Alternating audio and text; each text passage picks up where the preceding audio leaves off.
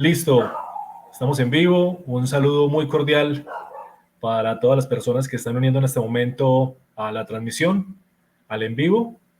Una presentación impresionante el día de hoy. Primeramente tendremos un espectacular libro, La Serpiente, de Don Lupus Félix. Un libro espectacular. Realmente lo tomo mucho más. Es un libro bien interesante. Abarca temas sémicos importantes, semánticos, gnósticos. Bastante interesante esa descripción que hace acerca de lo que de esa otra parte que el mismo autor narra como sofisticada del Nuevo Testamento. Pero bueno, vamos entonces a ello. Y a su vez también de saludar a los espectadores, también solicitarles compartir esta transmisión en sus cuentas, en sus grupos, en sus canales, para que así podamos llegar a más personas y este mensaje importante de esta transmisión pueda ser mucho más efectiva. Hoy, obviamente, estaremos la editorial Origen de Chile y la editorial Odal de Colombia. Estaremos presentando dos libros interesantísimos con una temática importante, porque vamos a presentar primero, en este momento estamos transmitiendo en 3 plataformas, Facebook, YouTube y Odyssey. Estamos transmitiendo primeramente, vamos a hablar de La Serpiente, y qué mejor que tenemos a don Germán Grondig en este momento en sala. Y vamos, posteriormente, terminemos La Serpiente, vamos a irnos solamente a Odyssey para presentar el libro siguiente, así que estaremos informando poco a poco cómo vamos a ir allí, cómo nos quedamos en Odyssey para hablar del siguiente punto. Pero bueno, sin más, voy a darle paso a don Álvaro Cárcamo Saldaña, que es el director de la editorial Origen de Chile. Y bueno, sin más, muy buenas tardes, don Álvaro. Es un gusto, como siempre, compartir nuevamente con ustedes este ciclo de presentaciones de libros, llamémoslo 2024, de presentaciones de libros que augura será bastante extraordinario. Bienvenido. Gracias, Carlos. Gracias por la invitación a hacer esta presentación en conjunto de estos dos grandes libros que quizás la gente pueda pensar de que están muy alejados en cuanto a temática, pero como muy bien dice la sabiduría hiperbórea, ¿no? Todo tiene que ver con todo y son dos temáticas muy interesantes, son dos temas que van a poder englobar y van a hacer que el lector y los que estén viendo este en vivo comprendan muchos aspectos de la realidad de hoy del mundo. Y la muy interesante invitación, ¿no?, del autor de La Serpiente, a don Germán Grandi, ¿no?, que está aquí presente, así que también lo saludo. Muchas gracias por estar aquí presente. Va a ser una muy interesante entrevista, digamos, más que nada. No, yo creo que por ahí va a ir el tema del primer libro. Y el segundo vamos a ahondar un poquito más, ¿no?, en las hipótesis y las teorías de don Norberto Ceresole, el autor de La falsificación de la realidad. Así es que, sin nada más que agregar, dar las gracias nuevamente. Así que, Carlos, le doy la palabra para iniciar con don Germán este gran conversatorio. Gracias. Bueno, bienvenido, don Germán. Obviamente, muchas gracias. Agradecerle por estar acá y también acertadamente al licenciado Santa Cruz, que hizo el puente pertinente. Y bueno, esta gran estrategia de presentar a través del canal de Colombia Hiperbórea, ya que, bueno, no tenemos unificado, pero creo que es una excelente estrategia, siempre con la mirada más allá, con la mirada hacia el origen. Entonces, bueno, sin más, bienvenido, don Germán, muy buenas tardes. Buenas tardes, camaradas, y gracias, Carlos, gracias, Álvaro, es un honor para mí, y gracias, ya, y bueno, y espero, ¿no es cierto?, cumplir con, ya con sus expectativas, ya, acerca, ¿no?, de la obrita. Gracias a ti, Carlos. Ya vos me has Sí, mandado recuerdo. Año 2019, recuerdo. Valga, gracias mil, gracias de nuevo.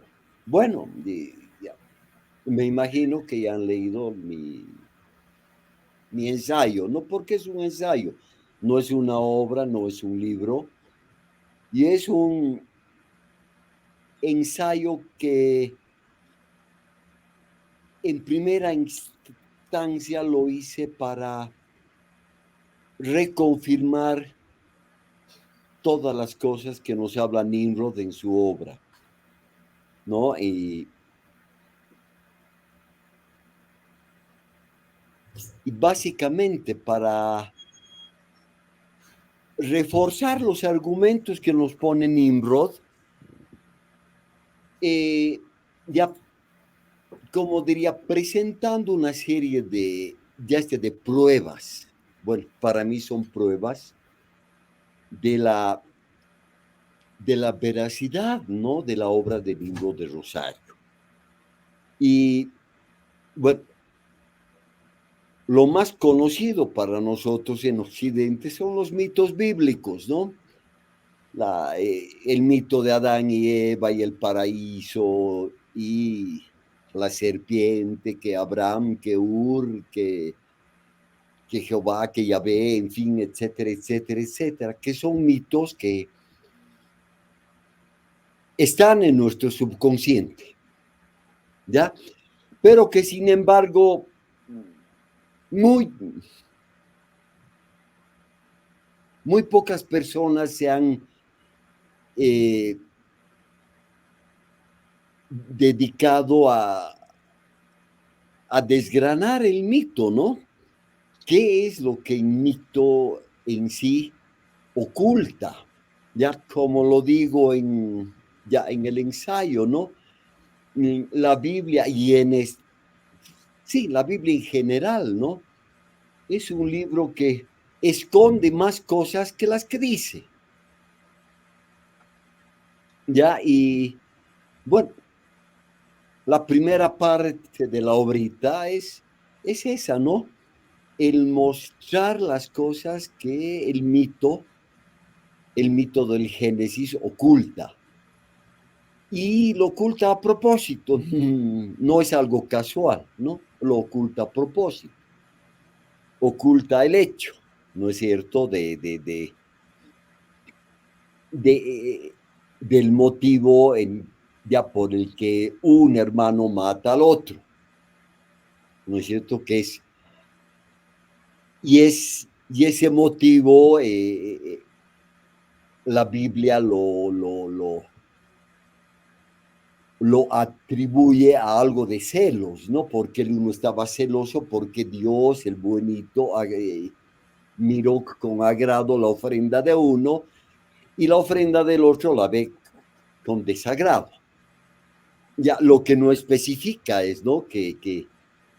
O no aclara, ¿no es cierto?, que uno es agricultor y el otro es un nómada pastor. ¿Ya? Y detrás del agricultor está pues el mito de la Virgen, ¿no? Que ella es la que trae la agricultura a la raza humana para que no muera de hambre, ¿no es cierto? En cambio, el otro está sujeto ya al azar, ¿no es cierto? Si encuentra comida es gracias a Dios. En cambio, el otro, si tiene comida, es gracias a su trabajo y a ese cereal, gracias a la agricultura. ¿No es cierto? El uno está siempre en manos de una buena aventura. O sea, está siempre dependiendo de la bienaventuranza. El otro depende de su trabajo, ¿no? Entonces, la primera parte de la obrita es esa, ¿no es cierto? El mostrarnos esa parte que la historia, el mito y la arqueología misma esconde, o al menos la escondía hace una década atrás, ¿no? Este ensayo lo hemos hecho hace ya más de 15 años. Y en esos 15 años, puta, Internet, las redes, en fin, etcétera, han avanzado muchísimo, ¿no? Ahora ya Xbox Populi, ¿no? Está las piedras de Ica, las otras cosas de Acámbaro, eh, yo qué sé, las huellas de los gigantes, los artefactos que no encajan en la época, ¿no es cierto? Como el martillo de Klondike, ya la, ya la maquinaria de Tiquibera, se llama Tiquibera, la que hallaron ya en el mar Mediterráneo, ya, y un montón ya de cosas que no, no encajan con la época en la que en la que han sido hechas. Entonces, todas esas cosas bueno, en mi época, cuando yo era un adolescente, etcétera, no estaban en ningún libro, ¿no? Ni en universidades, ni en bibliotecas, eran cosas que la cultura oficial o la ortodoxia escondía, ocultaba a propósito, ¿ya? No porque sea ciencia, sino que yendo por la senda esa, hubiéramos visto, digamos, el camino hacia nuestro origen, hacia el verdadero origen. Y eso es lo que la ortodoxia siempre trata de ocultar. ¿Ya? Ya la ciencia actual, la ortodoxia actual, siempre tiende a confundirnos, a llevarnos por la senda del error. Igual que en el mito bíblico, exactamente igual, ¿no es cierto? Estos Elohim, ¿ya? Nos quieren errantes, nos quieren siempre por la vía del error. Y de como el mismo mito lo indica, ¿no es cierto? Nos han alejado de ese Edén para que no comamos del árbol de la vida y seamos como ellos y vivamos para siempre, tal y cual dice el mito, ¿no?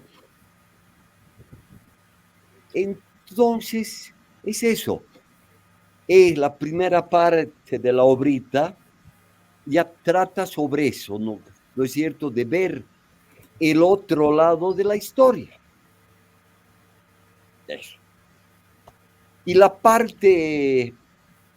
parte segunda trata de las letras. Es básicamente semántica, lo que nos indica Nimr, ¿no es cierto? Si alguna vez nos hallamos con algo que no entendemos o no comprendemos o no nos entra, siempre hay una vía, ¿no es cierto?, que es la vía de la semántica, ¿ya? Y, es decir, ya que para que algo exista, para que algo sea notado, necesita un nombre, necesita ser nombrado, ¿no? Lo que nos lleva, ¿no es cierto?, al mito de la medusa, ¿no es cierto?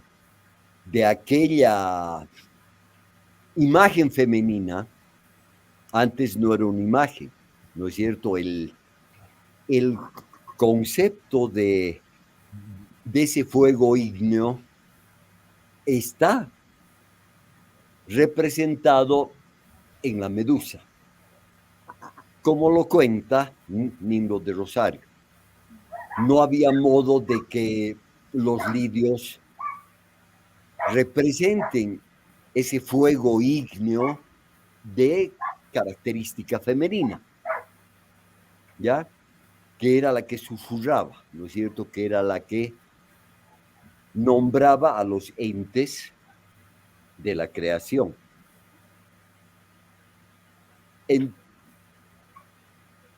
Entonces, como nos relata la historia de Nimrod de Rosario, los iniciados, al ver esa imagen de Medusa que representaba a ese fuego ígneo de origen femenino y que nombraba las cosas, el mejor modo de representarlo era un rostro femenino, ¿ya?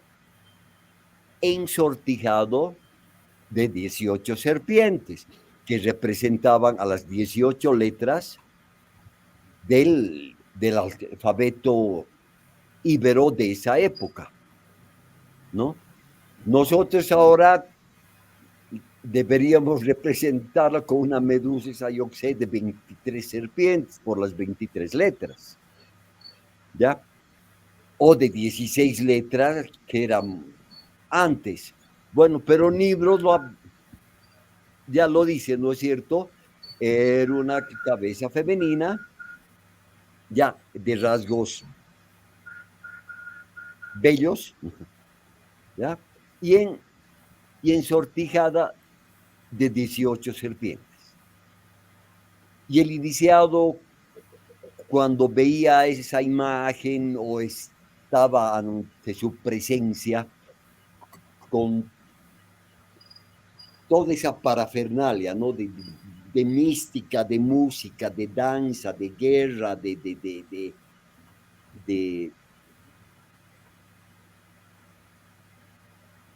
aversión hacia la creación, oían susurrar a las serpientes los nombres de los entes,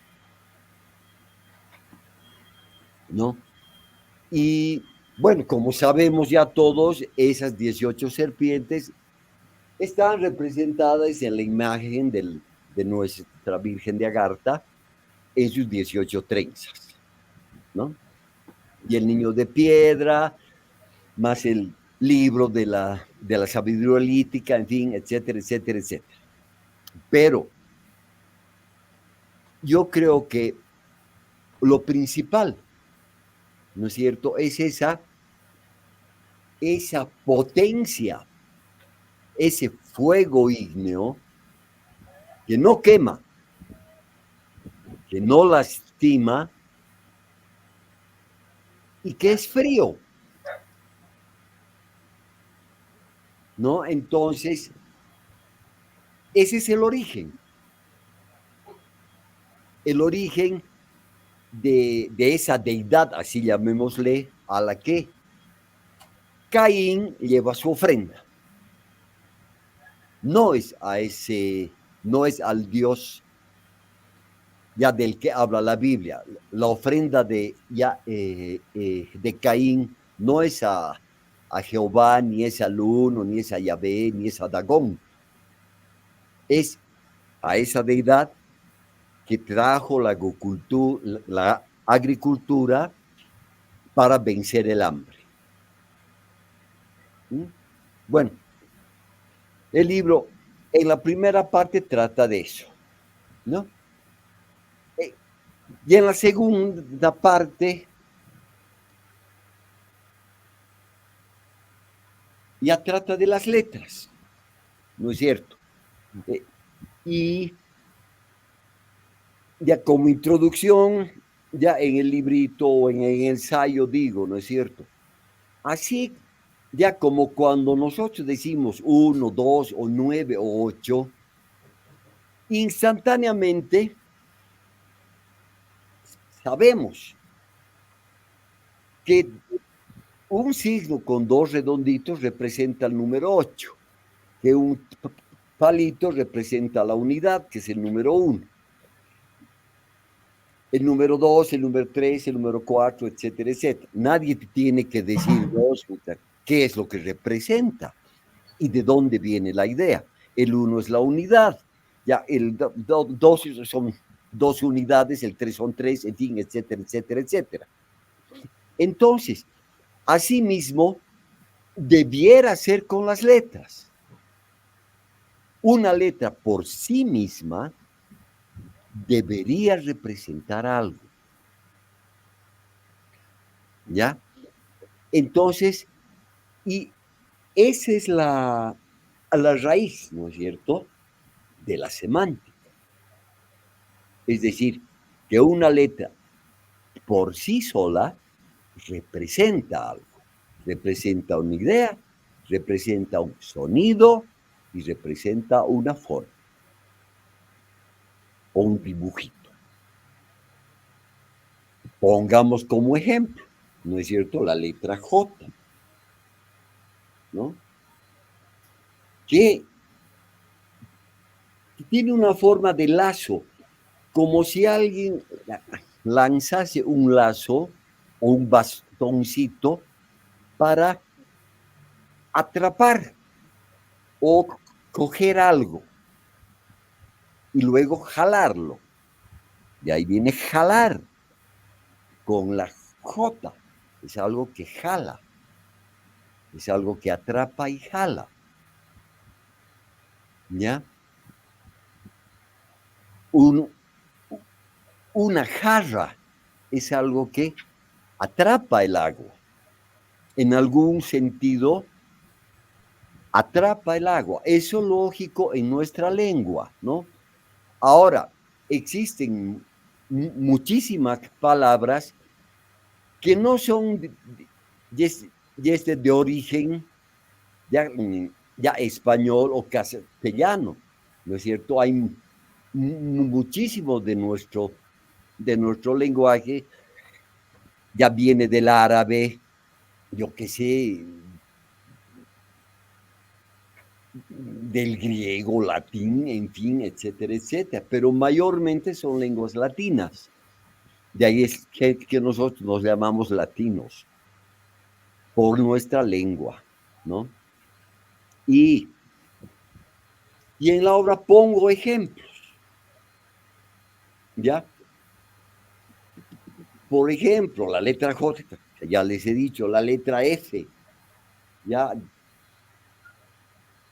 Que es más o menos como la unión de dos hilitos, ¿no? De algo que o sopla o aspira. Ya. Y ahí pongo los ejemplos, ¿no es cierto? De feto, de foco, de faro, etcétera, etcétera, que nos dan la idea o de expulsión o de inhalación. Hacia adentro como feto, ya un feto es algo que absorbe, ¿no es cierto?, todo nutriente que viene de la madre. Absorbe nutrientes, absorbe sangre, en fin, etcétera, etcétera. Un faro o un foco es algo que emite luz. Y bueno, muchos ejemplos, yo que sé, de la letra F. La otra, ya el otro ejemplo es de la letra R, ¿no es cierto?, que es la repetición, la resonancia, la recurrencia, la RRR, ¿no? Y, en fin, en eso me imagino que 10 de esas letras, 10 letras de esas, representan a los 10 arquetipos primordiales de los que habla Nimrod de Rosario. No sé cuáles, no puedo decirles, ya porque no sé, pero de algo estoy así re seguro haciendo. Está la F, está la R y está la S. ¿Ya? Y la letra S tiene una importancia pero radical. La letra S representa el conocimiento. Y de ahí es que en toda cultura, en Latinoamérica, en Europa, en fin, en África, en fin, etcétera, etcétera, el conocimiento siempre ha sido representado por una serpiente, por una o varias serpientes. Y la virtud de esa serpiente o ese o ese símbolo, o ese signo, o ese arquetipo, es el enlazar a dos principios o más. Y de eso se componen nuestras palabras. Son el enlace de principios arquetípicos. En escritura, en sonido, ya lo que nos falta, ¿no es cierto?, de lo que ha venido, en expresión. Cada sonido tiene una imagen, un signo y una expresión. En nuestra época todos sabemos lo que significa esto, ¿no? Ok. Esto está ok. Todos sabemos que esto no necesita explicación. Todos lo sabemos. Y alguna otra expresión así que sea universal. Es un gesto, ¿no? Risa, sonrisa, un gesto. Entonces, es bastante difícil, ¿no es cierto?, hallar la expresión ya de cada letra o de cada sonido o de cada arquetipo. De ahí es que, ¿no es cierto?, las claves, ya como dice Nimrod en su obra, las claves que se dieron a unos cuantos eran sonido, signo y expresión. Y ese conocimiento solo era transmitido de boca a oído. No había forma de escribirlo.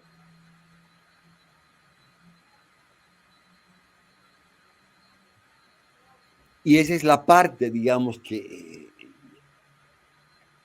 ya para nosotros no va a ser fácil, ¿no es cierto?, ver cuál es la expresión de la S.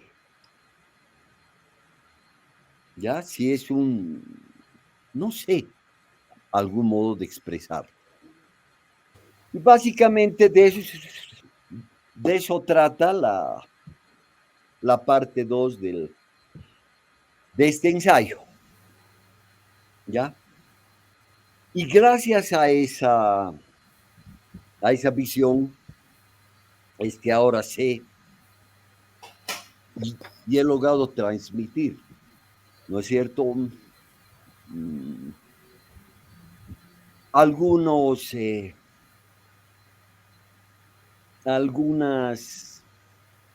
como diría, algunos significados que son preponderantemente importantes, como ser el significado de Cristo.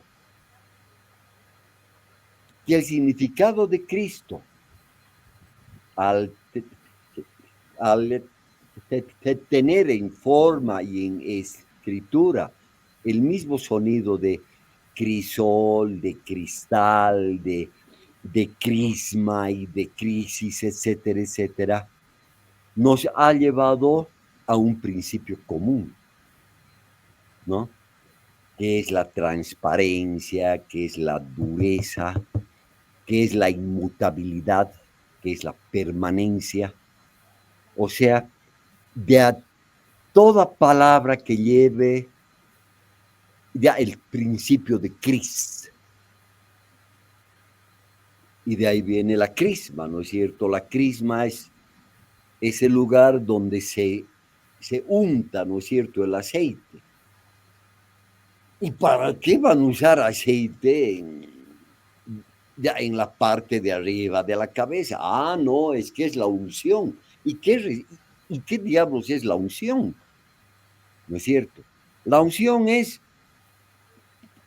poner aceite para que una llama se avive y arda más y haya más comunicación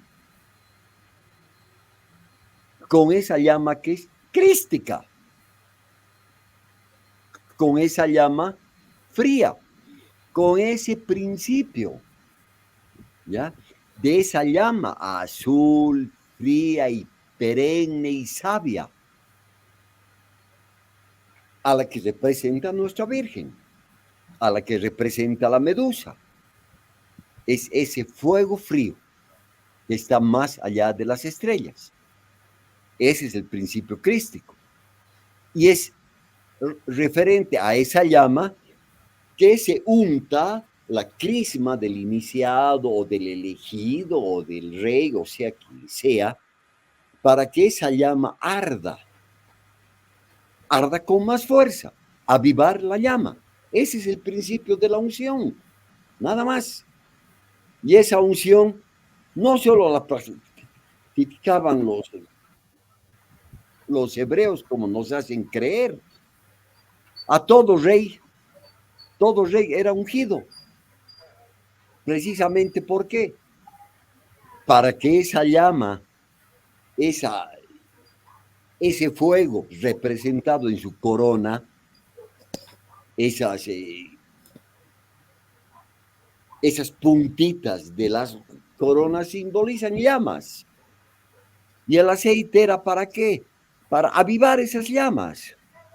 Ya para que el rey, o sea más inteligente, sea más bravo, sea más sabio. Entonces, esa es la importancia de esa semántica. No es algo casual, ¿no?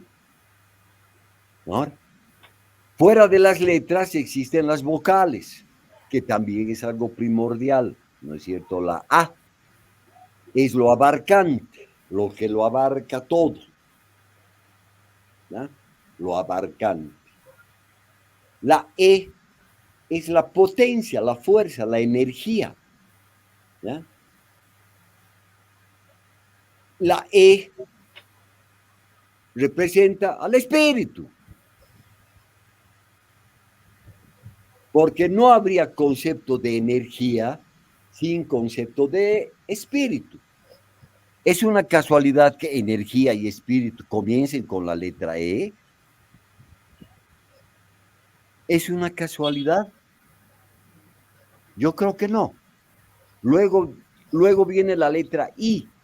La letra I representa al sentido. Si algo tiene sentido o no tiene sentido. Ya, entonces, para explicar, o sea, qué es lo que significa sentido, pongo el ejemplo de ese señor que escribe una obra para un teatro.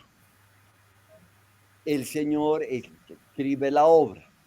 El señor hace el teatro. El señor ya construye los bancos, los muebles, las sillas, las cortinas, en fin, etcétera, etcétera. Y el mismo señor hace de actor y de público. En lo único que tiene sentido eso es mientras desarrolla la obra. Mientras construye el edificio, tiene sentido. Mientras hace las sillas, tiene sentido. Mientras hace los muebles, el escenario, en fin, la ropa de los actores, sí tiene sentido. En el momento en que pone la obra en desarrollo, pierde todo sentido. Pierde todo sentido. ¿Por qué? Porque él ha hecho el edificio, él es el actor, él sabe la obra, cómo empieza, él lo sabe todo. Entonces, el instante en el que pone la obra en acción pierde sentido. Eso representa la letra I. ¿Ya? Entonces, la letra I representa el sentido. La letra O representa la forma, la concreción de algo. Uno tiene ya una idea de algo. La piensa, la idea y el rato en el que la plasma, cuando la vuelve objeto, es algo concreto. Eso representa la letra O. Bueno, a mi parecer, Y finalmente viene la letra U, que representa la ilusión, que es la ubicuidad, que algo puede estar en muchos lugares al mismo tiempo, no sé, pero ya se me ocurre, no puedo dar un ejemplo de ubicuidad. Lo único que se me ocurre es, ya por ejemplo, una uva. Son muchas bolitas, o sea, que son idénticas. Tienen el mismo color, en fin, etcétera, pero no se varían en algún detalle. Una es más grande que la otra es menos verde que la otra, y la otra es más agria que dulce, y la otra es más dulce que agria. Ya, pero básicamente son lo mismo. Eso representaría la luz, digo la U, ¿no? Ahora, en el mismo ensayo, ¿no es cierto? Digo, no todo lo que haya dicho es algo, sí es algo cierto, lo ha dicho este tipo. Puedo estar equivocado. Puedo estar equivocado, sí, pero sé que ese es el camino. Y lo dijo nuestro guía, Nimbo de Rosario. Cuando no sepamos algo, cuando no sabemos por dónde meterle algo, el único camino que nos queda es la semántica. Porque todo ente tiene un nombre y alguien lo ha nombrado. No importa el lenguaje, pero la idea que ese sonido representa es el mismo principio. Eso sería la parte, digamos, de la semántica. Y ahora último, algo que sí quería hablarles, ¿no? Que si, bueno, si tengo tiempo y tengo más de vida, si no los estoy aburriendo. Para nada. No sé si los aburro, Absolutamente no. Quería hablarles ahora, y para ello te mandé un link, no, 2 links. Claro. De 2 sitios. Uno de estos sitios es de un italiano que se llama Mauro Biglino. Este señor Mauro Biglino es un lingüista, ¿ya? Es un experto en hebreo, en letras hebreas, en fin, etcétera, etcétera. Y este señor ha sido contratado ya por el mismo Vaticano para que haga una traducción de lo que ellos llaman una Biblia interlineal. ¿Qué es una Biblia interlineal? Es una Biblia que, ya por ejemplo, ¿no es cierto?, tiene un versículo, ya que en nuestro lenguaje dice: en el principio Dios creó los cielos y la tierra, ¿ya? Y abajito de ese versículo está lo mismo en hebreo. Y en hebreo dice algo como: Beret Hashiza Elohim, da bla bla bla. ¿Ya? Eso hacía Biglin. Entonces, el hombre hizo su obra, o sea, hizo su trabajo demasiado bien. Y ese fue su error, ese fue su pecado. Entregó su trabajo y lo botaron, ¿no es cierto? Entonces el hombre ya difundió lo que le había sucedido, ¿ya? Y les voy a poner algunos ejemplos. Ahora, luego Carlos les ha de poner los links de estos dos sitios. Y el otro sitio es de un australiano que era ya pastor de la iglesia anglicana. Esto es en Australia. Australia, Inglaterra, Nueva Guinea, me parece, son de la iglesia anglicana. Bueno, ya todo lo que era el imperio de Inglaterra son una rama de protestantes que se llaman los anglicanos, ¿ya? Y el hombre era de esa iglesia y era un experto en el Génesis, ¿ya? Entonces, ambos se han, se llama, contactado por internet y han expuesto, pues, algunas cosas que son interesantísimas. Y yo recomiendo, ya que cada uno de nuestros camaradas haga una revisada general del trabajo de estos dos hombres. Uno es el Biglino y el otro es este señor que se llama, El León. Se llama Paul Wallis, ¿no?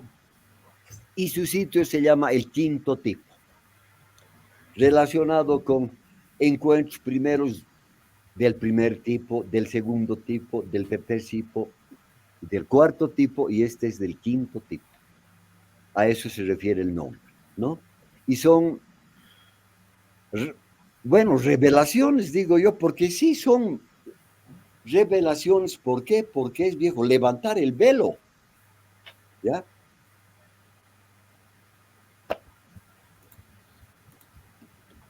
Para todos. Elohim significa Dios. Bereshit Ruach Elohim es traducido en la Biblia como el Espíritu de Dios flotaba, ¿ya? Pero resulta que no hay. En hebreo no existe espíritu. En hebreo no existe concepto de Dios como lo tenemos nosotros. En hebreo no existe concepto de eternidad. No existe. En ningún lugar de la Biblia original existe la palabra eternidad o existe la palabra Dios o existe la idea de todopoderoso. No existen. Esas son palabras que han sido puestas por gente teóloga, por los teólogos, que al ya pensar, obviamente, si era un libro que habla de Dios, tiene que hablar, pues, de espiritualidad, tiene que hablar de omnipresencia, de omnisapiencia, omnitodo, ¿no es cierto? Este creador lo sabe absolutamente todo. Ni siquiera existe la idea o el principio de crear de la nada.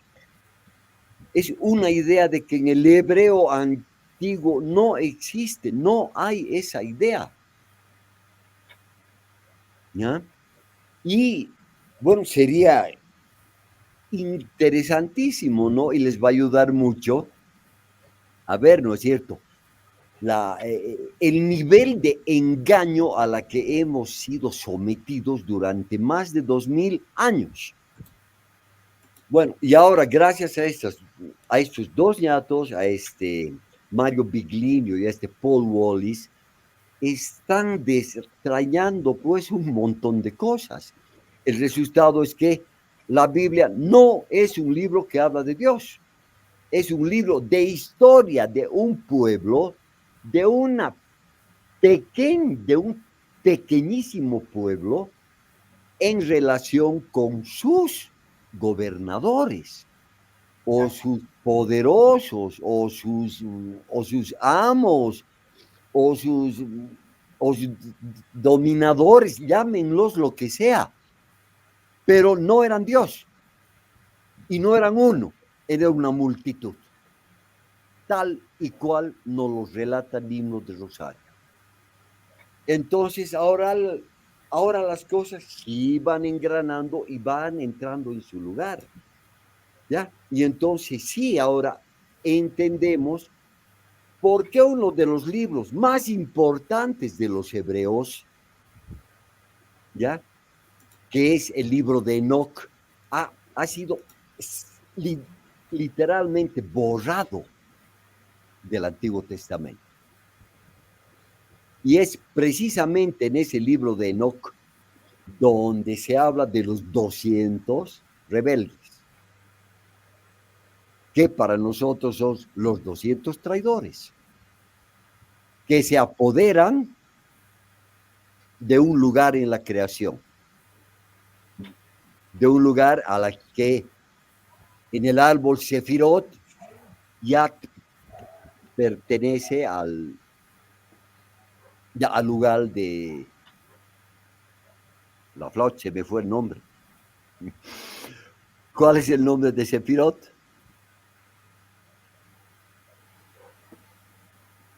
Bueno, ya me voy a acordar del nombre de ese Sefirot, ¿no es cierto?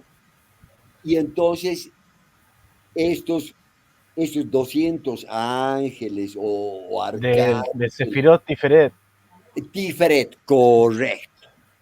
Se sitúan en esa región que tiene el dominio de la forma. ¿No es cierto? Entonces, que es el alma, el corazón de la creación, es decir, la esencia misma de la creación, está en la forma. ¿No es cierto? De ahí es que Nimrod de Rosario dice, ¿no es cierto? En la creación, ya, la forma prevalece sobre el ser. La forma lo es todo. Todo está basado en la forma. Y ellos tienen ese dominio de la forma. Entonces, a todos nuestros, a los que nos escuchan, sean nuestros camaradas o no, ¿ya? Ya, pero que de alguna manera les interesa esto, yo que sé, de los ovnis, de las dimensiones, de la reencarnación, en fin, etcétera, etcétera, etcétera, aunque no sean de nuestra agrupación, les recomiendo, vean esos videos de Mauro Biglino y de Paul Walsh, que están actualizados. ¿Ya? Y están tan actualizados, ya que una de las cosas que dice Mauro Biglino es, ¿no es cierto? Jehová Dios le promete a Abraham, ¿no es cierto? Una porción de tierra, ya donde va a crecer la leche y la miel y no van a pasar hambre, y nadie les va a hacer daño, en fin, etcétera, etcétera. Y el resultado es que hasta el día de hoy, 2000 años después, el tal Jehová no ha cumplido su promesa. Siguen en el mismo dispute. Se están sacando la mierda por un pedazo de tierra. No ha cambiado nada. Hasta el día de hoy, el tal Jehová, Dios de todos los judíos y todo el mundo cristiano, no ha cumplido lo que ha prometido en un principio. Y no a nosotros, sino a una familia, la familia del tal Abraham. Ni siquiera es una masa o un pueblo. A los descendientes de una familia. No ha cumplido su promesa.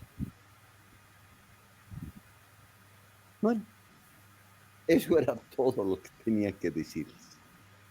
¿Ya?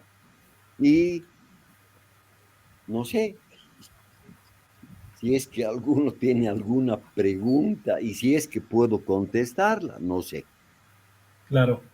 Estoy a su Eh, disposición. Ya he hablado, creo, bastante, ya deben estar aburridísimos. no, no, no, Gracias. excelente, excelente. Por el contrario, aquí bastante atentos y también al momento de que sí, sí hay preguntas, también al momento de saludar un poco también a los espectadores que en este momento están siguiendo la transmisión.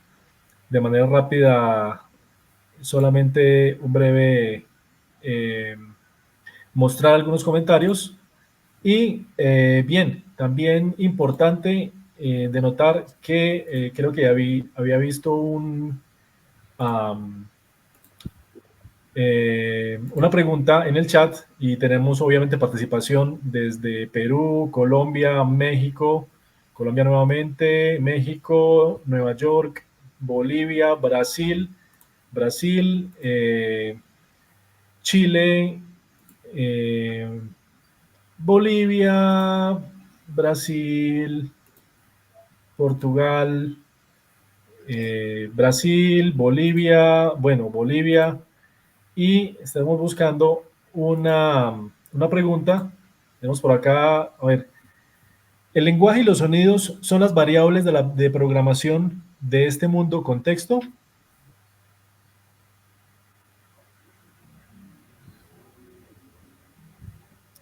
El lenguaje lo tenemos desde hace mucho. O sea, me refiero a nuestro lenguaje usual, ¿no? No, ya no a palabras nuevas como LGTBIXY, ya, ya, ya que para nosotros ya era marica, ¿no es cierto? Ahora resulta que es LGTB, no sé, en fin, etcétera, etcétera, o, o internet, o iVoox, o ya, yo qué sé, me refiero a palabras que nos muestran, ¿no es cierto? Una acción, o un animal, o una planta, o un objeto. Ya vuelvo a poner, ya como ejemplo, ¿no es cierto? Si yo digo casa, a nosotros instantáneamente se nos viene a ya a la memoria o a la mente una cosa con 4 paredes y su techo.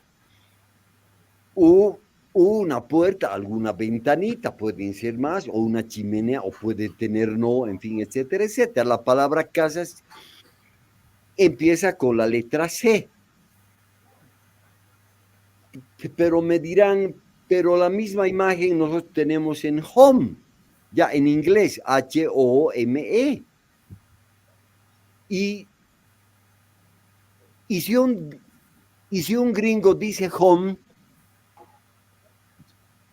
ya se le viene a la cabeza exactamente la misma idea que a nosotros. Pero además con un otro principio diferente. Los que el gringo entiende por home son dos cosas. Mil disculpas. Para nosotros representa dos cosas. Un objeto y un hogar. ¿No es cierto? Y la palabra hogar para nosotros no tiene forma, o tiene forma. Es recta, cuadrada, triangular. ¿Nos viene alguna imagen? No. Si no, nos viene un recuerdo, un sentimiento, una añoranza, algo que amamos, un sentimiento, no una imagen. Entonces, de ahí es que viene esa frase puta castellana que dice, toda palabra que empieza con H es importante. Y además la H no es como nos han, bueno, que aquí en Bolivia se nos dice, la H no tiene sonido, falso. Sí tiene sonido. Ya el aliento es haya, es jugar, es una especie de exhalación, es algo como suena, ¿no? Es algo sonido. Entonces, sea el lenguaje que sea, es como suena. Y en inglés es home, home con J, home más o menos como una J, pero no gutural, home, ¿no? Ese ejemplo, no sé si mi respuesta es la que contesta a la pregunta. Sí, don Lupus, muchas gracias. Tengo también un par de comentarios, quizás también con consulta. Bueno, queda bien comentado todo el tema de que sí, el Génesis o los primeros capítulos sí son una síntesis sofisticada, como lo habla. Y tengo también de pronto algo con respecto, hay una parte del libro, sí, aquí lo tengo, lo voy a, me parece importante, me parece algo bien sobresaliente y es, dentro de todo, una capite de lo angular, donde dice, las cumbres de las montañas con sus crestas heladas se levantaron como un grito de furia hiriendo el azul de lo celeste, cuando Venus hace 4000 años se desprendió de Júpiter, como lo afirma el mito, y se acercó a la Tierra hasta casi rozarla. Bueno, Correcto, correcto, ya sé a qué se refiere. Existe una obra de los años 1947, 48, bordeando los años 50, de un ruso nacionalizado gringo o un ruso nacido en Gringolandia, no sé, ¿ya? Y ese hombre se llamaba Immanuel Velikovsky. Hizo una obra que se llama Mundo sin colisión. El hombre de profesión ya era psiquiatra o era psicólogo. Creo que psiquiatra, sí. Y me imagino que en esa época no había tanto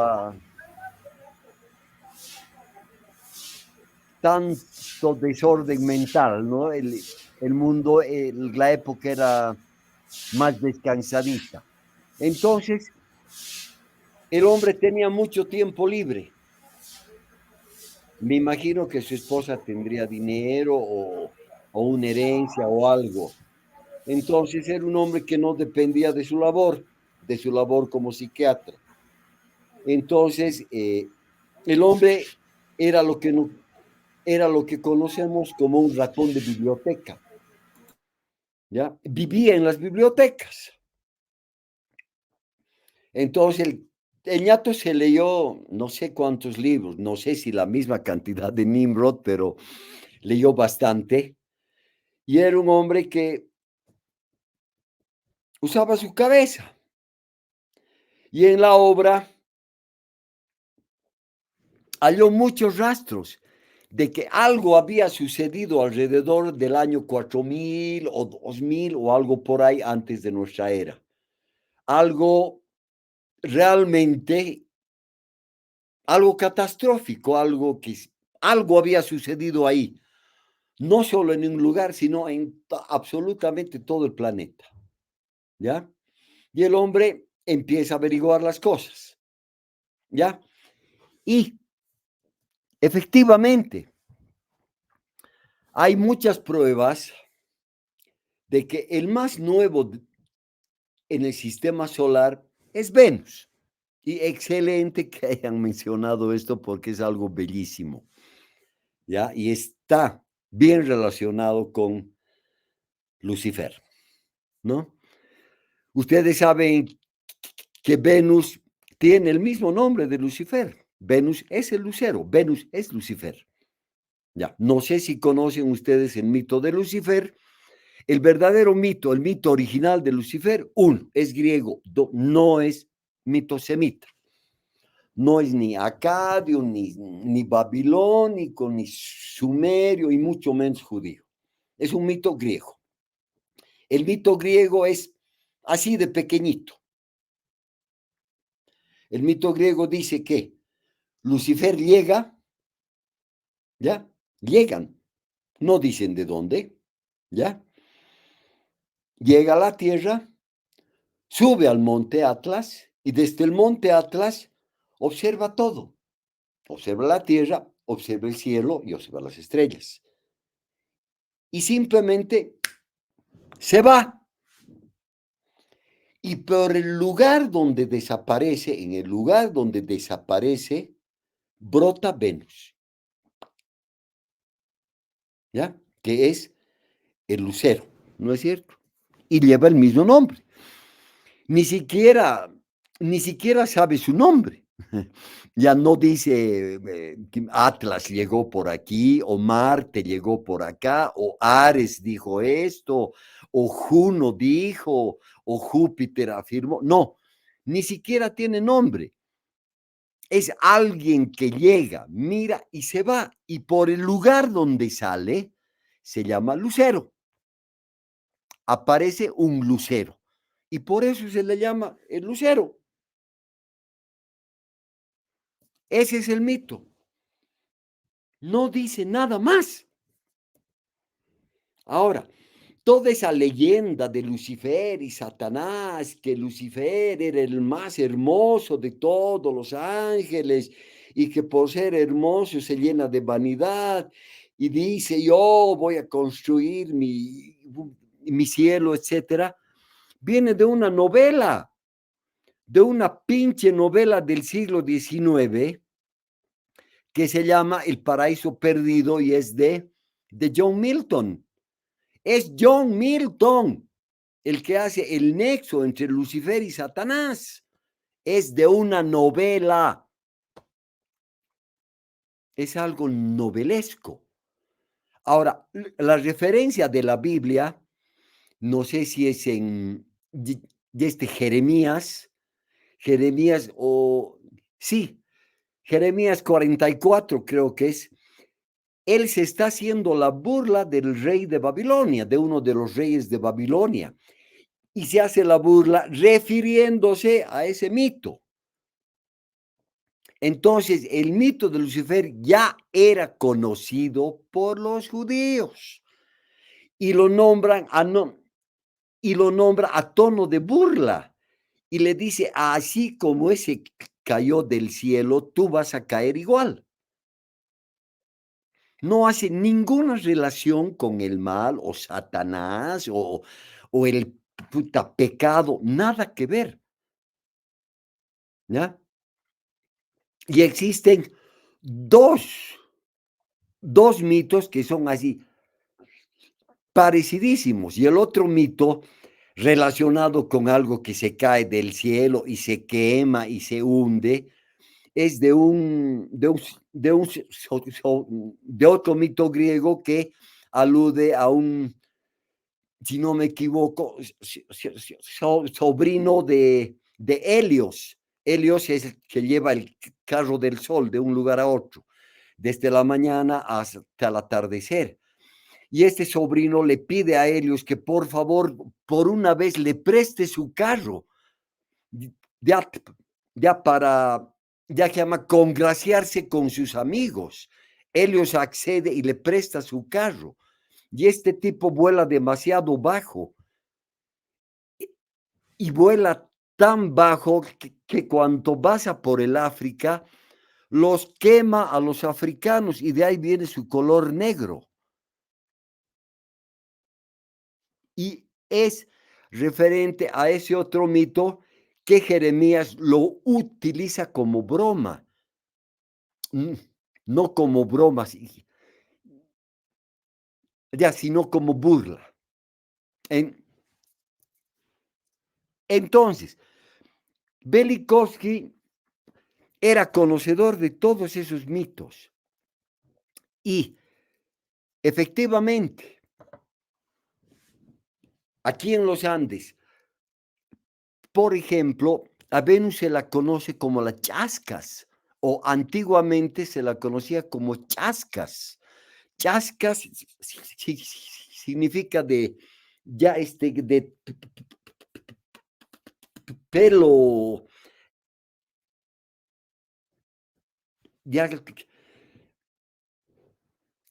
ya como cuando un viento te sopla el pelo y lo lleva para atrás. O sea, está indicando claramente que Venus era un cometa, ¿ya? Hace, yo que sé, 4000 años atrás o más, no sé la época ni el año, ¿ya? Venus ingresa en nuestro sistema solar. No sé si es un desprendimiento de Júpiter o es una luna de Júpiter o era una luna de Júpiter o es un desprendimiento de Júpiter, no sabemos, pero Venus ingresa a su nuevo lugar. Y eso indica el mito griego, ¿no es cierto? El mito griego nos dice que Venus es un desprendimiento de la cabeza de Júpiter. Y ese mito, bueno, parece que es cierto. Entonces, una vez ya de que deja su antigua posición, ya poco a poco empieza a tomar su nueva órbita y rozaba o pasaba por la órbita terrestre cada 55 años o cada 45, no recuerdo, está en el libro de Velikovsky. Y coincidentemente es cada 45 o 55 años que ocurrían, o sea, catástrofes así cíclicas. Dicen que en México el mayor índice de sacrificios humanos era cuando se aproximaba Venus, ¿no? Y empezaban a hacerle ofrendas y todo para que tenga un poquito de piedad, ¿no? Porque cada vez que pasaba, bueno, sucedía barbaridad y media. Ya, pero vean la relación, ¿no es cierto? Cómo ese planeta ha alterado el ritmo o yo qué sé, la vida de nuestro planeta. Ahora, esa es la parte física, ¿no es cierto? Es un cuerpo celeste que ha invadido, en fin, y hace todas las cosas. Pero fuera de ser un planeta, es una esfera. Una esfera es algo astral. Todo cuerpo físico tiene su correspondencia en el astral, en fin, etcétera, etcétera, etcétera. Antes de que exista en lo físico, existe en la idea. Y eso es para todo. Para un perro, para un gato, para un árbol, para un animal, ya para una piedra o para un planeta. Existe algo físico. Y un planeta fuera de ser planeta es una esfera. Tiene su parte astral. Y tiene su parte de sentido. Venus está relacionado con lo venéreo, con el instinto sexual, la sexualidad, el erotismo, en fin, etcétera, etcétera. Marte es la parte ya de la espada, del hacha, la guerra, en fin, etcétera, en un sentido de destrucción, ¿no? Ya, en Mercurio es en relación ya a la sabiduría, a la medicina, en fin, etcétera, etcétera, etcétera. Y así, cada planeta tiene su correspondiente de influencia, digámoslo así, en el sistema solar. Ahora, Si la luna tiene efecto sobre nosotros, ¿ya? El ciclo menstrual de una mujer es de 27 días, que es exactamente el ciclo lunar. Los nacimientos siempre suceden en cambio de luna. Los mares, los océanos, etcétera, responden a los movimientos de la luna, las grandes mareas, en fin. De ahí es que, si desde época antigua, ya a la gente que no andaba bien, yo que sé, de la mente, se le decía lunático, es que había alguna influencia de la luna. Si los hombres lobo le aullan a la luna, tienen influencias, debe ser por algo. Si la luna tiene efectos sobre nosotros, Venus está al ladito, es nuestro vecino próximo y está relacionado con la sensualidad, con la pecado, con el pecado. Ahí vemos la influencia que tiene Lucifer, ¿no? Y nos indica, ¿no es cierto? Por ese camino hemos entrado, por el mismo camino tienes que salir. Hemos entrado por un asunto sexual y vamos a salir por la misma puerta. Esa es la relación. Ahora, ¿cuándo haya sucedido esto? ¿Hace 2000 o hace 4000 o hace 8000 años? ¿Qué importancia tiene? El asunto es que ha sucedido y que Venus, antes de ser planeta, ha sido un cometa y es el último en haber llegado. Y el último que ha llegado del origen, ¿quién es? Lucifer.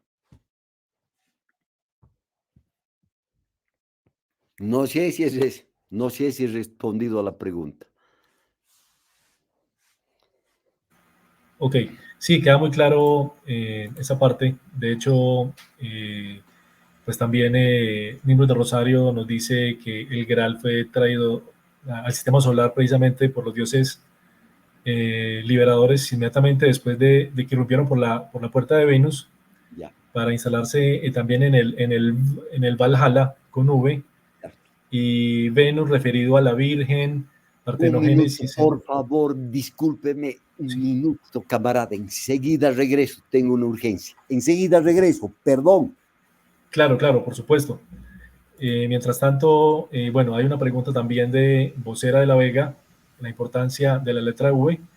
Y bueno, quería, pues mientras viene don Lupus, también de pronto ver esa importancia de la letra V en la puerta de Venus, referido a la Virgen con V, Partenogénesis en Venus, espigas de cereal traídas de Venus, Lucifer detrás de Venus, toda simbología que guarda Venus con el origen.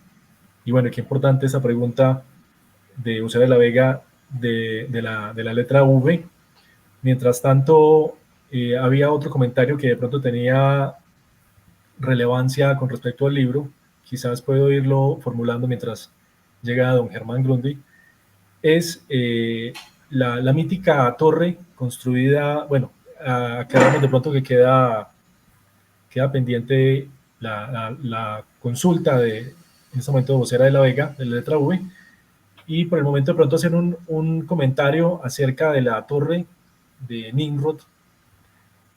En una capita del libro, por ejemplo, habla, no solo sería un edificio y no solamente sería esas piezas de cerámica y el barro utilizado para ello, eh, no solamente sería esas flechas destinadas a hundirse en el cuerpo de los ángeles, sino de alguna manera preguntarle también a don Germán. Ah, ya llegó. Bueno, me estaba metiendo por otro tema, don Germán, me está metiendo por la torre de Nimrod, pero me parece muy importante y pertinente en este momento la pregunta que hace Vocera de la Vega de la importancia de la letra V. Dice, camarada Lupus, ¿cuál es la importancia de la letra V? Puta, yo creo que es importantísima, ¿no? Importantísima. La V es así, ¿no es cierto? Viene a ser la B, pero del revés. ¿No es cierto? Que representa, ¿no es cierto?, la hostilidad. Es la flecha, es la punta, es la espina, es la lanza, es la punta de la espada, en fin, etcétera, etcétera. Representa más que todo la agresividad o la hostilidad, ¿no es cierto? Como dice Nilo, lo más apropiado es la hostilidad. Ya con H, volvemos al principio de la H, ¿no? Que es importantísimo. Entonces, en la creación, ya es una creación blanda o esférica. Es la palabra es esférica, ¿no es cierto? Si es que nosotros miramos con un microscopio la punta de la espina de una rosa o una plantita de cactus, etcétera, etcétera, no vamos a ver no vamos a ver un ángulo. Vamos a ver algo curvo, algo más o menos así. No algo así, sino algo así. Algo común. Un óvalo, pero estrecho, estrecho, estrecho, estrecho, tan estrecho que parece una punta, pero no es una punta, es un óvalo. ¿Ya? Entonces, en la naturaleza, lo único angular son los cristales. Y volvemos al principio de Cristo. Lo único angular son los cristales. ¿Ya? Y vuelvo a repetir, ¿no es cierto? Volvemos al principio de Cristo, ¿no es cierto? De esa angularidad, de esa transparencia, de esa cristalidad, de eso que no hay nada oculto detrás, ¿no es cierto? No, o sea, es lo que ves y es lo que ves. Eso representa la palabra Cristo, ¿no es cierto? Es decir, lo inmutable, lo frío, aunque te hiera, pero es así, frío, y es inmutable, y es algo transparente, no hay nada oculto detrás de un cristal. ¿Ya? Entonces, eso representa la B, ¿no es cierto? Que es la runa Kenaz, que era la runa que tenían los espartanos, ¿no es cierto? La hostilidad, ¿no es cierto? El mejor modo de defenderme de lo bueno y de lo malo, digo, de lo malo y de lo bueno, sobre todo de lo bueno, es la hostilidad, ¿no es cierto? Porque nadie nos ha de meter los dedos a la boca mostrándonos una espada o un cuchillo. Nos han de mostrar algo redondo, algo bonito, algo terso, algo suave. ¿Ya? Entonces, esa hostilidad es el mejor modo de protegerse de absolutamente todo. Y ese es el modo en que entran los sidas leales a la creación. No para protegerse de lo malo, sino para protegerse de lo bueno. Lo bueno, entre comillas, ¿no? Entonces, y eso representa la hostilidad. Y en algún modo, esa debía ser la runa que representa a Cristo, debía ser la Kenaz, la que portaban los espartanos. Ahora,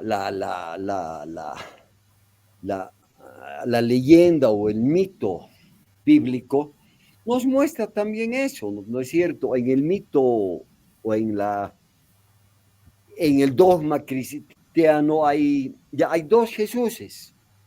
Uno que es bonito, ya, pero también hay otro que es un guerrero. Y dice, ¿no? Y el que me sigue, etcétera, etcétera, venda su manto y cómprese una espada. ¿Ya?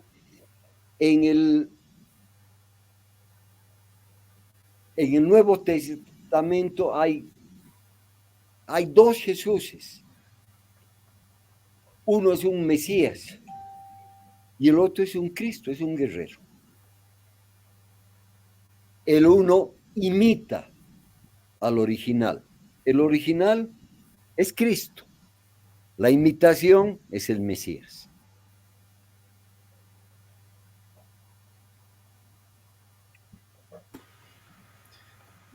Bien, excelente. Bien, tengo dos comentarios más. No sé cómo está de tiempo, don Germán, y a la vez también. Tengo tiempo, es día domingo. Bien, Si ustedes no están aburridos, yo no, tampoco. para nada. Al contrario, si de pronto don Álvaro aquí tiene alguna intervención quisiera, o quisiera de pronto preguntar algo a don Germán, bueno, adelante, no quisiera, bueno, tengo dos comentarios más, pero bueno, quiero también, de pronto don Álvaro tiene algún comentario para hacer en ese momento. Sí, es muy... Bueno, la hora pasa volando con don Germán, así es que Sí, de verdad, no, aquí no hay tiempo cuando se escucha todo lo que expone, que es tan interesante porque todo este giro hermenéutico que hay en su libro, todo este trabajo semiótico y lingüístico, ¿no? Que sigue muy en la línea de Salvador Freixedo, de Mauro Biglino y de Paul Wallis, ¿no? Que muy acertadamente y muy probablemente las tradiciones judeo-cristianas nunca reconocerán como información pública, porque de alguna manera derribaría la fachada que tienen de esta invención que han hecho de un Dios omnisciente, omnipotente, omnipresente, ¿no? De que todo lo ve, ¿no? Y de que crea la humanidad. Esa fachada muy probablemente desaparecería y muy probablemente llevaría, ¿no?, al derrumbe de estructuras tan importantes en este sistema, de estructuras religiosas tan importantes como el cristianismo, como el judaísmo, que caerían todas juntas. O sea, prácticamente el sistema completo se derrumbaría. ¿Y qué quedaría? O sea, los alcances del ensayo de Don Germán son realmente extraordinarios, porque no solo, no solo apunta a esa nueva interpretación de textos bíblicos desde el punto de vista hermenéutico, sino que eh, se comprende a través de ese estudio semiótico eh, nuevas formas de comprender lo que está en los textos bíblicos y que muchos paradigmas también lo tienen. En la propia ufología, con otros conceptos, tiene lo mismo que expone don Germán en su libro. O sea, tenemos el claro ejemplo de las visiones de Ezequiel, ¿no? De ese carro celestial que muy probablemente hoy en el paradigma ufológico lo llamaríamos ovni, o de la propia historia, ¿no?, de los textos bíblicos que denominan el secuestro de Elías, ¿no? Muy probablemente en la ufología hoy día la llame abducción, o de las visiones de Zacarías, que todas van en la misma línea, o de la extraña descripción de los ángeles. Entonces, es muy interesante toda esa ampliación de este conocimiento y que las estructuras religiosas intentan de alguna manera entablar como una incognoscibilidad de Dios, una incognoscibilidad de los ángeles y de toda esta realidad metafísica, y que en realidad tiene una forma de llegar al verdadero significado, ¿cierto? Y comprender realmente lo que querían decir estos textos bíblicos tan literalmente. Y eso es muy interesante porque ocurre con, por supuesto, por algo el libro se llama No la serpiente, con la propia serpiente del paraíso, ¿no? ¿Por qué estaba ahí? ¿Por qué existía? ¿Por qué es el único animal que lo llama por su nombre, ¿no? Jehová. ¿Por qué es tan importante? ¿Por qué se le aparece, ¿no?, a Adán y Eva? ¿Qué es lo que transmite, ¿no? ¿Qué conocimiento tiene? ¿Por qué tiene un conocimiento tan vasto del universo y de la creación de Jehová? Hay tantas cosas que están expuestas en el libro que son muy, muy interesantes. Y por eso les recomiendo, ¿no?, de manera imperativa, ¿no?, acceder a esta obra de don Germán, Carlos. Gracias. Gracias. Sí, sí, sí, excelente. De acuerdo. Bueno, realmente eran dos comentarios a la vez como de manera de pregunta. El primero era con respecto a la torre de Nimrod. Decía hace un momento que no era solamente un edificio o una construcción. Quizás en el libro, sí, explícitamente también lo dice, es mucho más que eso, mucho más que barro utilizado con, con pegamento y las flechas, mucho más que simples puntas a hundirse en el cuerpo de los ángeles. Quisiera de pronto en este punto, don Germán, de pronto nos hablar un poco de esa relación entre esa construcción de la torre de Nimrod y esa construcción de la estrategia veganista. Puede tomarse como analogía, puede tomarse como relación, digamos, entre esa construcción afirmada con objetos culturales de la estrategia veganista y eso, don Germán. Ya. Bueno, para comenzar, ¿no es cierto? El relato bíblico, o sea, es absurdo. Ya, porque ahora, o hace 1000 años, o hace 2000 años, si yo voy a construir sea lo que sea, un edificio para llegar al cielo, como dice Mauro Biglino, ¿ya? No lo voy a hacer, pues, ya en una planicie, ¿ya? O sea, si yo quiero llegar con un edificio o una construcción al cielo, me subo pues a la montaña más alta que tenga a mano. Ahí me gano 3000 metros, o 2000, o digamos 1000. El edificio, no sé, lo construiré, pues, no sé cuántos pisos tiene el edificio más alto en la actualidad. No sé si tiene más de 100, no sé. Pero con 100 pisos, o sea, no alcanzo pues ni 1000 metros. Entonces, si quiero hacer un edificio o una construcción que llegue al cielo, la inicio pues desde el lugar más alto que encuentre. En la mitología, bueno, la inicio desde el monte Ararat o desde el monte Sión, donde baja Jehová a hablar con Moisés. Ya, pero no la hago pues en un ya en un desierto que es algo bajito. Comenzando por esa lógica, no está hablando de un edificio propiamente dicho, de una construcción, sino está hablando de un constructo de conceptos, de idea, de ciencia, puede ser arte, o sea, de aglomerar conocimiento. Volvemos a la serpiente, de aglomerar conocimiento para llegar a determinado lugar donde habitan ellos. Yo me imagino que eso relata el mito original. Y como la Biblia ha sido escrita y ha sido interpretada por teólogos, o sea, han usado se han basado en ideas, no sé, que encajen con ese concepto de Dios. Y como digo, ¿no? En el ensayo, Dios no se enojó cuando los franceses han hecho la Torre Eiffel. Debía haberse enojado.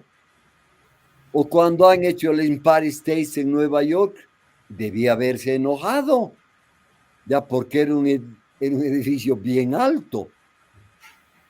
Y la otra cosa absurda es, y esto lo dice este escritor que escribe el libro de Enki, se llama Secarias, Sitchin. Sitchin, ¿ya? Y dice, ¿no es cierto?, que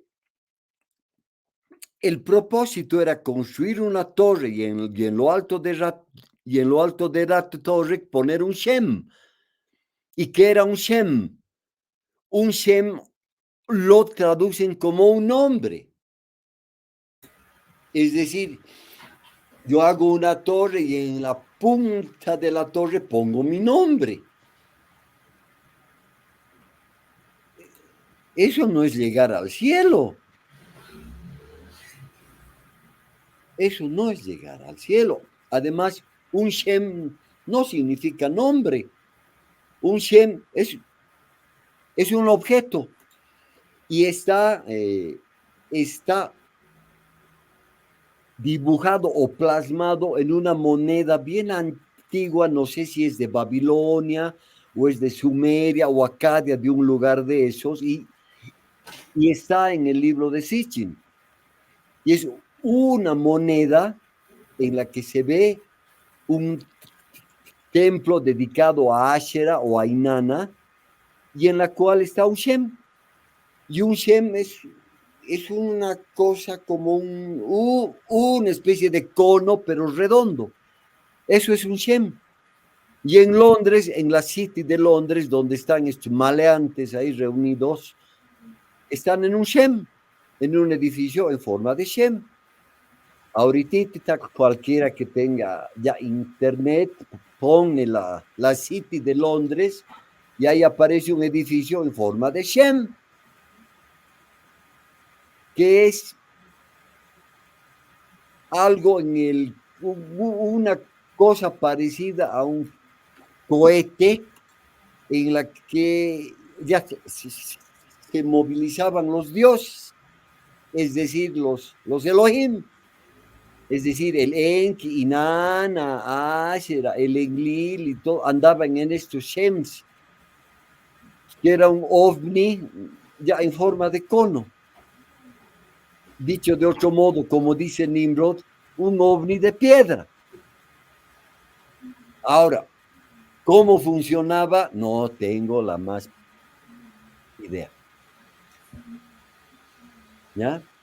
Entonces, esa torre de Nimrod, la de Nimrod, ¿ya?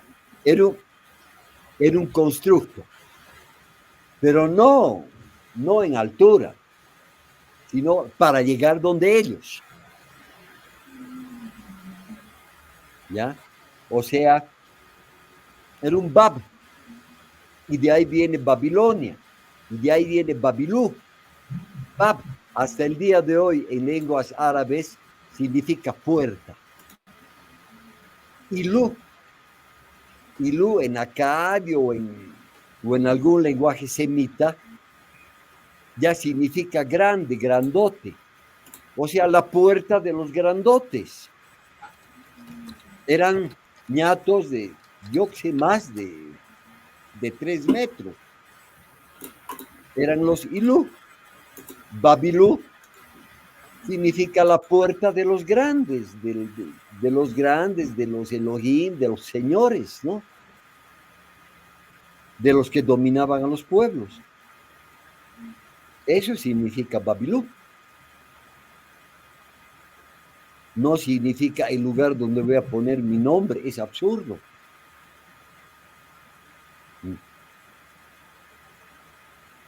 No hay tal. No sé si respondí. Claro, extraordinario, don Germán, muchas gracias. Bueno, no sé si tengamos de pronto para un último comentario y pregunta. Realmente sería un comentario y pregunta. Básicamente, con respecto a alguna capítulo del libro, se habla de la música, se habla de, por ejemplo, El extraño de pelo largo. Hay una de las canciones que el camarada Pablo, por ejemplo, mencionaba, de Cómplices, Es por ti, de Rosalía, y en esta expresión, por ejemplo, todas estas canciones que fueron, digamos, indicadas para dedicar a alguien importante, como por ejemplo la Braya Rosalía.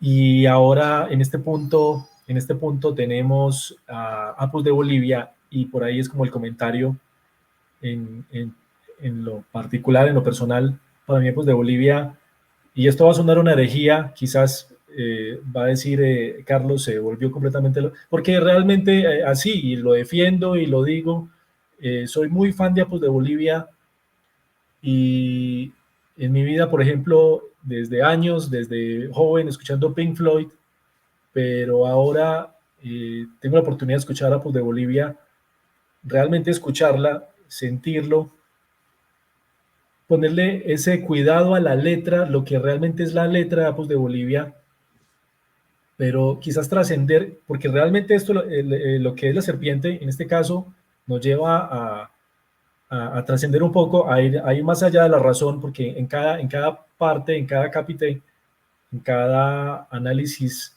sémico, nos lleva a ir un poco más allá de la razón. Con Apus de Bolivia creo que es lo mismo tratar de hacerlo un poco más allá, y cuando entramos en ese, ¿cómo decir? No sé si una frecuencia, logramos tener unos momentos extraordinarios con esa música. No solamente es la letra, sino también esa mística de Apus de Bolivia que quizás puedo decir es extraordinario, es más allá o sea, realmente Pink Floyd no podría tocar algo así, y esta es la herejía para quizás muchos van a decir, Carlos, pero realmente Pink Floyd no podría tocar algo como Apus de Bolivia, y quisiera también saber su opinión acerca de ello, ya que llegamos a este punto de las canciones, de Cómplices, Rosalía y otras más por ahí, un tango que también el camarada Pablo en diciembre o noviembre del año pasado por ahí mencionó. Entonces quisiera de pronto que nos comentara acerca de estos, de esta situación. Excelente. Sí, el arte es otra de las cosas robadas del origen, ¿no? Realmente sin arte es este mundo, no sé, bueno, tendría menos sentido todavía. Si, si vivir así, ya como vivimos ahora, prácticamente sin sentido, levantarse para ganar dinero, para trabajar, para comer, para después morirte, es un sinsentido. Entonces, para darle algo de alegría, de nostalgia a nuestra existencia, está el arte, está la belleza, ¿no es cierto? ¿La belleza en qué? La belleza en la forma. Ok, Miguel Ángel, las esculturas, oh, qué maravilla, la forma. El arte va más allá de la forma, ¿no es cierto? Si estamos en un mundo en el que la forma prima sobre el ser, o sea, ¿qué tenemos del ser? Del ser es eso, la nostalgia, la alegría, la tristeza, la furia de no saber por dónde diablos vamos a salir, esa, esa angustia de sentirnos en una cárcel y que en la maldita cárcel no hay una puerta por donde salir. Ese es el arte. Representa la alegría, la nostalgia, la alegría, la furia, que no son objetos. Y uno de esas expresiones es la música. La música, uno, como música. Dos, como canción. Y número tres, como poesía. Y una canción bien hecha, bien lograda, tiene las tres cosas. Tiene melodía, tiene sentimiento y tiene poesía. Y aquí tengo que acotar. Lo que natura non dà, Salamanca non presta. Tiene que ser natural. O sea, tiene que ser por inspiración de una musa, como llamaban los griegos. Siempre de algo femenino, porque no hay musos, hay musas.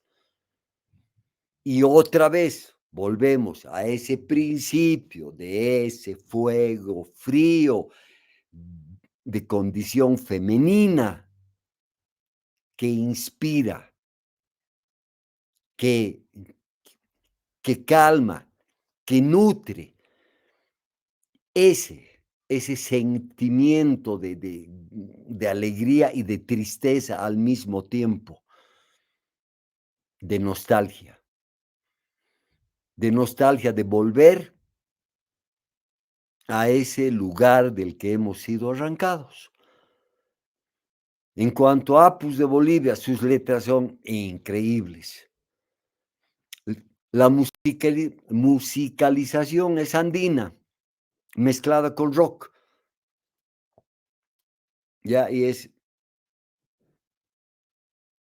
ese sonido es hermoso. Evoca a la frialdad del Ande, de la montaña, de la nieve, del frío. Y esa es la música andina. Evoca el frío, el viento gélido. Eso. Nada más.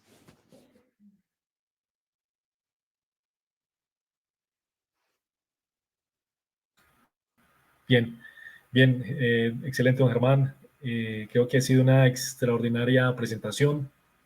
Llevamos un poco más de hora y 40. Ha sido excelsa su presentación de La No, Serpiente. Muy, muy recomendado. Realmente es un libro, es tratado sémico, realmente tiene un significado grandioso. Bien, también decirles a las personas que están en este momento en conexión, también a la manera de darles un saludo. Continuando por acá donde estábamos, teníamos saludos desde Argentina, saludos desde Brasil, dicen desde Brasil, excelente, magnífico ver otra vez a Lupus, dice por acá, saludos desde el Valle de los Tres Picos, dice Pietro Luna Villor. Buenas noches, Camps, fuerza y honor a todos, dice Débora Lima, saludos desde Perú, saludos desde Brasil, fuerza y honor. Bien, yo creo que ha sido extraordinario. En este punto, no sé si de pronto el camarada Álvaro quisiera acotar algo más antes quizás de despedirnos para ir a Odyssey y a la vez también de agradecerle a Don Lupus por esta extraordinaria presentación. Nos ha deleitado con esta maravillosa explicación. También desde Chile, Sandra Palacio, saludos desde Pedregal, del El Pedregal. Don Álvaro, si tiene alguna acotación. Sí, para ir cerrando y agradecer la participación de don Germán. Conocemos que han sido redactados numerosos libros que tratan sobre las antiguas culturas humanas, ¿no? Y que entran en contacto con civilizaciones, ¿no? O muy probablemente, justamente estos seres extraterrestres, posiblemente sean, de acuerdo a lo que escribe don Germán, ¿no? De acuerdo a lo que escriben grandes gnósticos, el origen, el principio de nuestra propia procedencia, y así como nuestro desarrollo sociocultural y civilizatorio. O sea, justamente estas obras, ¿no? Como la de don Germán, como la de Mario Biglino, como la de Paul Wallis, y fundamentalmente las de Luis Felipe Moyano, ¿no? Nimrod de Rosario, exploran esta temática al hacer referencia y examinar el origen, ¿no? Examinar aquello que realmente pretende demostrar y ampliar nuestro conocimiento sobre nuestro origen. Y ahí es donde surge la pregunta del buscador de la verdad y que muy probablemente nos surgió a cada uno de nosotros. O sea, ¿es posible o es factible ampliar nuestro conocimiento, de ahondar en el tema y de transformar nuestras propias suposiciones vigentes, lo que la sabiduría hiperbórea llama nuestras premisas culturales preeminentes? O sea, está la posibilidad de poder cambiar eso. Y como decía muy bien don Germán, está la posibilidad de que si comprendemos que esto, ¿no?, es realmente una construcción fallida, que realmente es una prisión. Bueno, si es una prisión, ¿quién nos aprisionó?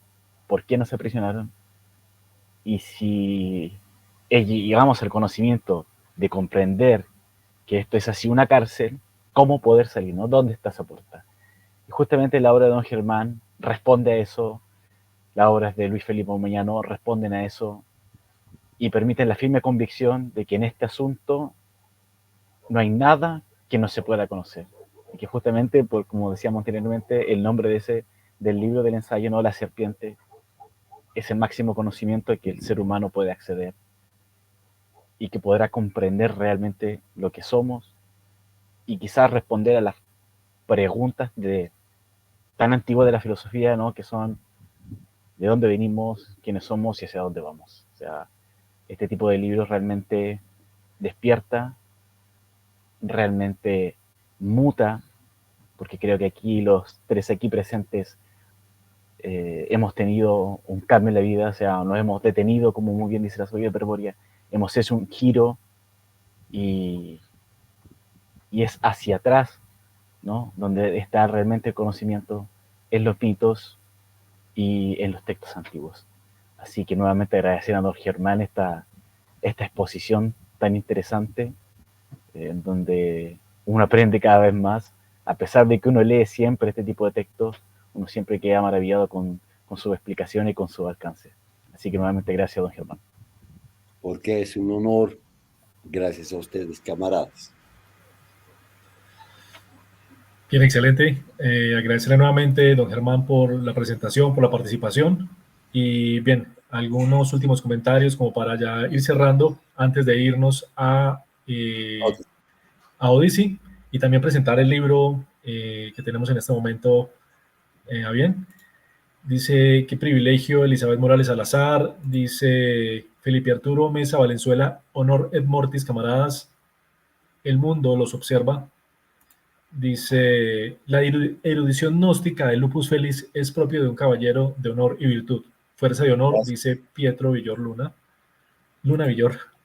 José de la Vega, un honor realmente escuchar a un gnóstico de la talla de Lupus Félix. Gracias por esta maravillosa charla. Excelente. Gracias, gracias. Bueno, para irnos yendo, una historia o una anécdota. Resulta que en época de la colonia, los primeros años de la colonia, llegó un fray, no recuerdo el nombre, creo que es Alonso de Mendoza, creo, no sé, pero el hombre hace una obra. Aquí en Bolivia y Perú ya hay un lago entre los dos. Bueno, antes éramos uno solo, el Perú y el Alto Perú. Y es el lago Titicaca. En el lago Titicaca hay una bahía. Y esto les va a interesar ya a nuestros camaradas en Brasil. Ya a Ida María Pieri ya le conté, ojalá lo haya difundido. Es la bahía de Copacabana. La original no es la que está en el Brasil, es la que está en el lago Titicaca. Hay una bahía en el que hay una roca, una montaña parecidísima, casi idéntica a la que tienen ellos en la bahía de Copacabana, en la que han hecho su Cristo el Corcovado. ¿Ya? El asunto es que el significado de Copacabana en la lengua de ellos, de los antiguos habitantes de la zona, significa lugar desde donde se ve la piedra. Eso significa Copacabana, lugar de donde se ve la piedra. ¿Ya? Y en ese lugar o en esa zona relata este Fray Alonso, creo que ese es el nombre, el autor de la obra se llama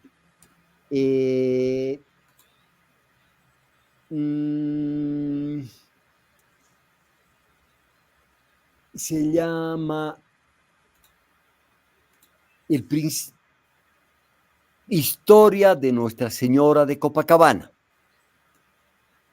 ¿Ya?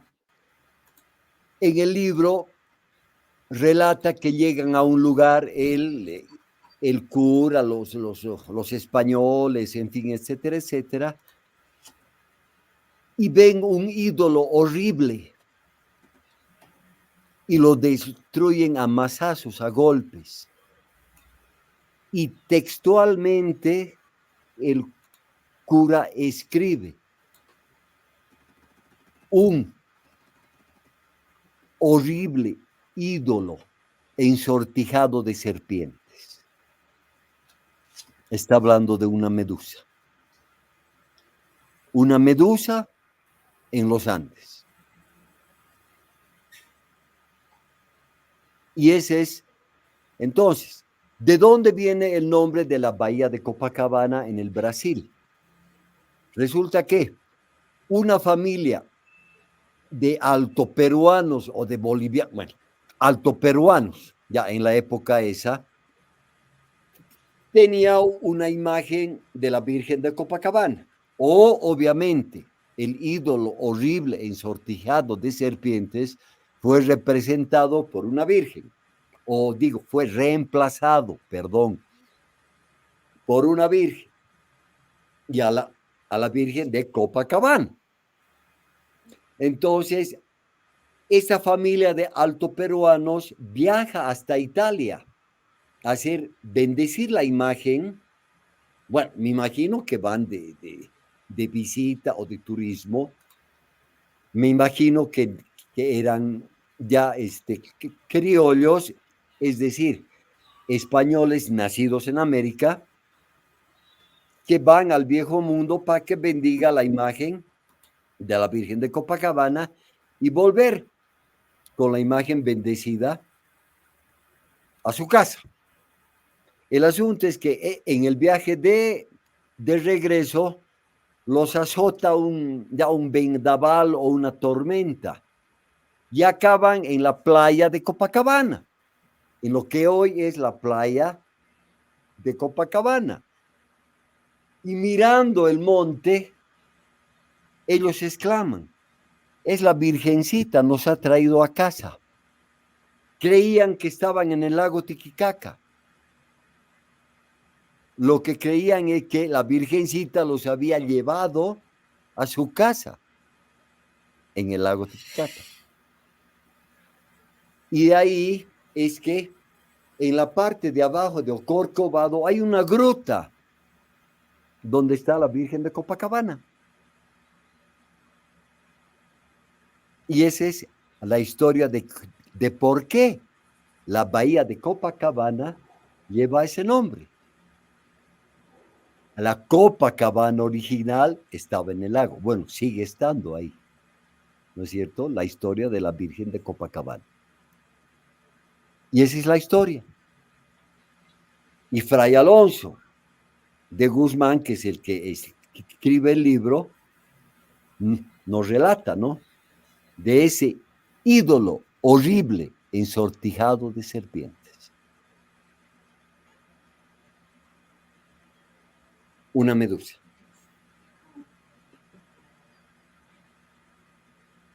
Ese, bueno, es un relato que quería dárselos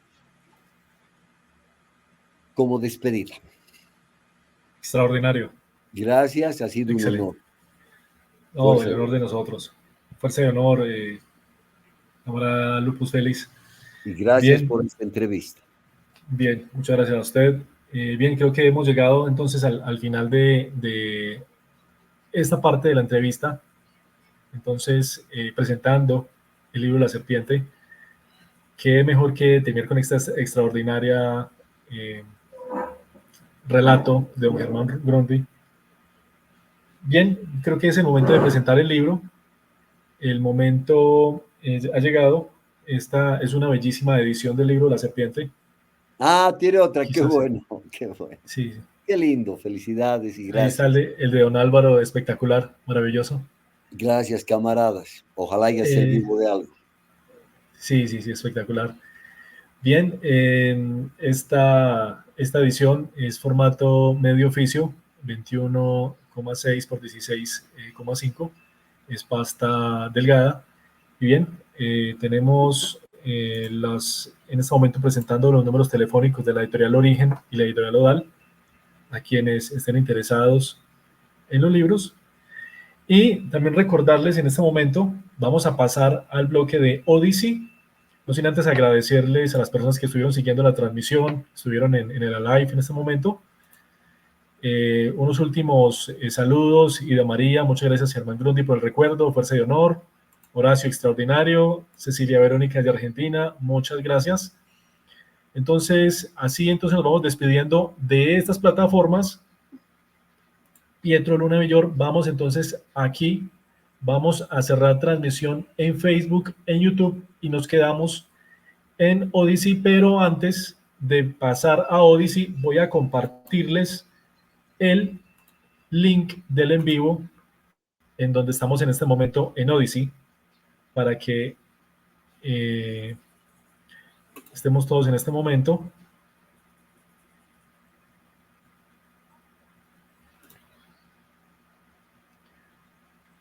Ya, vamos a ver dónde lo tenemos. Perfecto. El contenido y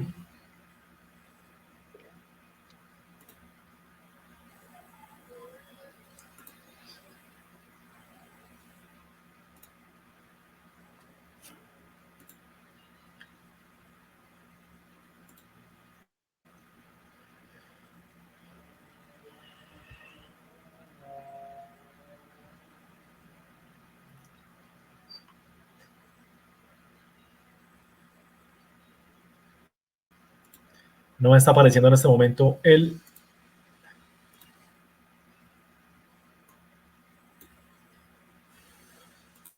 no me está apareciendo en este momento el link de Odyssey. Déjame ver. Claro. Don Germán, le pregunto, ¿nos acompañará en el capítulo de Odyssey o ya nos despedimos en este momento? Ya supongo que, bueno, ya querrá descansar también, pero ha sido un gusto muy grande, realmente a manera también de despedirme de usted, agradecerle por su participación, por su presentación, por el tiempo que ha dedicado a esta transmisión. Entonces, agradecerle realmente, gracias por su tiempo, su valioso tiempo, y ha sido un gusto muy grande que nos haya acompañado. Gracias de verdad. Gracias, camaradas. El agradecido soy yo. No sé si voy a poder entrar a este Odisea. Voy a consultar con mi hija. De todos modos, mándame el link. Yo no sé manejar muy bien estas cosas en internet. Mándame el link de todas maneras y si puedo conectarme, lo voy a hacer. De todos modos, si es que no lo logro, agradecidísimo, fuerza y honor y hasta la batalla final. La batalla final próxima a descender a la tierra. Ahora está más próxima que nunca. Fuerza y honor. Fuerza y honor. Gracias.